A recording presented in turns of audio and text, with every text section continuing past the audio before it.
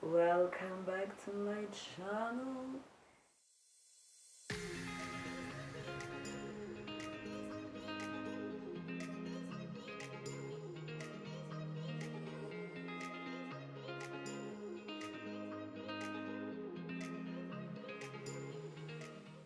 La vidéo d'aujourd'hui, elle fait suite à un TikTok que j'ai tourné il n'y a pas longtemps sur des inventeurs noirs qui n'ont pas eu le mérite escompté, tout simplement parce que leurs inventions n'ont pas été créditées en leur nom.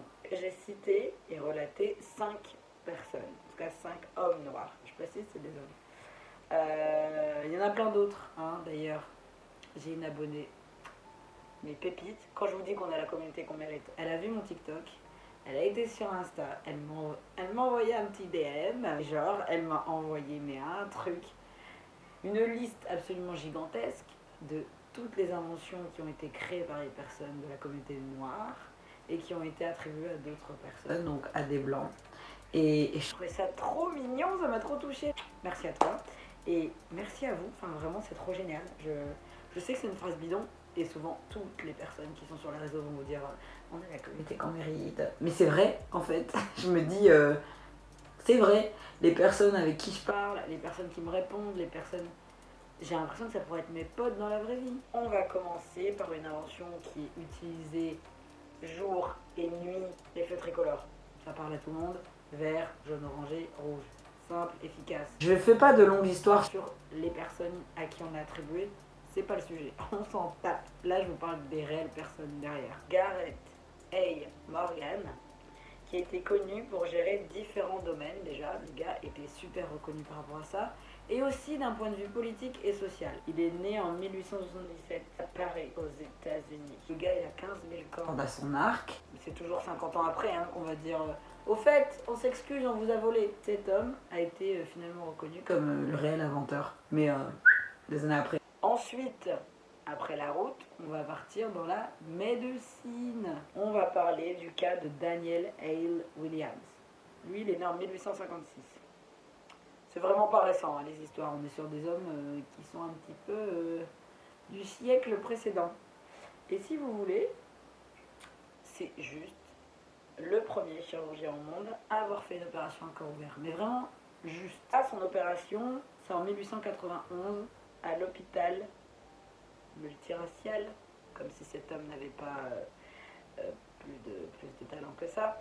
Il a simplement ouvert un hôpital pour que les hommes noirs et les hommes blancs, en tout cas H, un homme ou une femme, mais toute la communauté, puissent collaborer et travailler ensemble. Je ne sais pas si vous réalisez par rapport à l'époque, le gars s'est dit, ça suffit, j'en ai marre que non soit dans un hôpital de blancs, je veux qu'on soit tous ensemble. Il a créé l'hôpital de Providence Residence Hospital. Il y a des œuvres par rapport à lui dans des bibliothèques aux États-Unis, il est dans un musée afro-américain.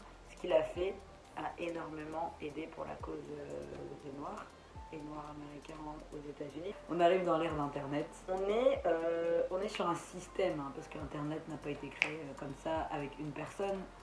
Il y a des gens, il y a monsieur qui a mis ça, il y a monsieur qui a pensé ordi, il y a monsieur... Donc ça part des années 50 quand même, pour vous dire, le début d'une touche informatisée, d'un début de micro...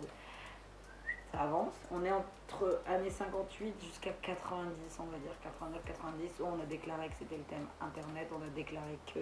On est sur une paire d'années, quasiment 50 ans quand même d'évolution. Sauf qu'on nommait de parler de Philippe Emeagwali, un homme qui est né en 1954 au Nigeria. En 1989, cet homme a inventé l'ordinateur avec des fonctions de calcul les plus rapides au monde. Juste ça. Le gars a reçu quand même le prix du Gordon Bell. Et ce prix, c'est la plus haute distinction pour un informaticien. Quand bien même moi, je serais en train de dire oui, les noirs, machin, on les a volés, c'est pas moi qui lui ai décerné un prix. On est bien d'accord. Donc si le gars, on lui a décerné la plus haute distinction en tant qu'informaticien, c'est comme si tu recevais le César 2, le MTV 2. Donc tu as été reconnu à un moment donné. Pourquoi on ne te met pas dans l'échelle de toutes les inventions, toutes les dates importantes par rapport à Internet?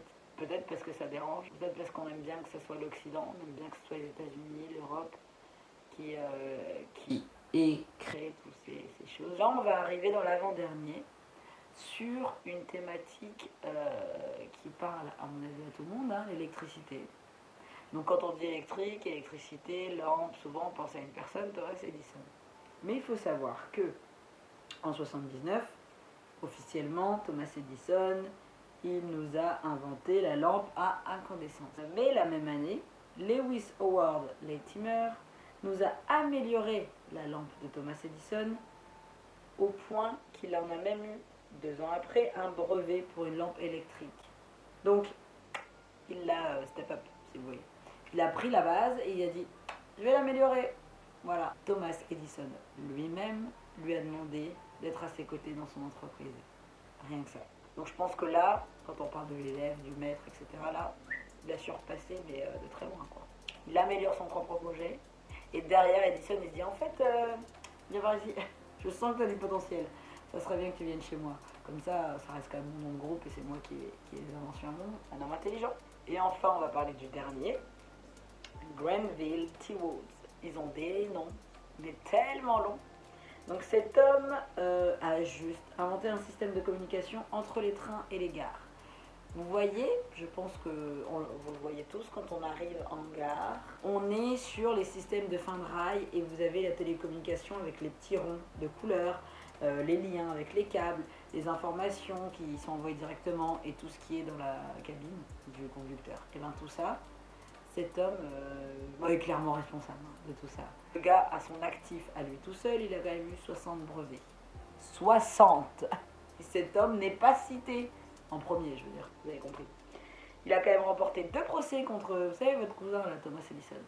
Parce que Thomas, oui, parce qu'on peut l'appeler Toto, hein, aussi pour les intimes, s'est permis de réfuter ses inventions, il n'était pas trop d'accord. Je pense surtout qu'il voulait prendre ça pour lui comme ce qu'il a fait pour notre petit copain juste avant, mais malheureusement il a perdu, et 2 fois, 2 procès, hein. On est quand même un noir versus un blanc, c'est quand même lui qui a gagné, pareil, historique quoi. En plus une personne qui était déjà de notoriété publique. Le gars il nous a créé le rhéostat, vous savez, système des lumières automatiques, tout ça dans le théâtre en fonction de, voilà, tu bouges, il n'y a pas toujours quelqu'un là qui est occupé avec la lumière. Maintenant le but c'est d'avoir tout automatisé, vous savez déjà.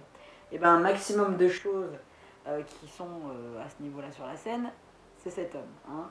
On a également voilà, la télécommunication au niveau des trains, ça comme je vous l'ai dit, le frein électromagnétique hein, qui a été créé par lui en 1887, on a l'interruption automatique en 1889 aussi, donc la même idée, on n'a plus besoin, le but c'est d'automatiser un maximum, c'est bien pour ça que maintenant on a des métros sans personne, les trains on n'y est pas encore, mais bon, ça devrait arriver. Donc il y a beaucoup de choses, on lui doit. Et il y a également la couveuse artificielle, 1890. Donc tout ce qui a un lien mécanique électronique, pouf, ça nous fait Granville T. Woods. Et ce mec, il a révolutionné. Il n'y a plus tous les gens, ils devaient faire du morse, des messages pour essayer de dire non, c'est par là. Enfin, on était vraiment là-dessus, enfin, faut imaginer quoi. Et c'est pas si vieux. Enfin, je veux dire, c'est dingue. C'est juste le siècle dernier. Donc cette personne est hyper importante.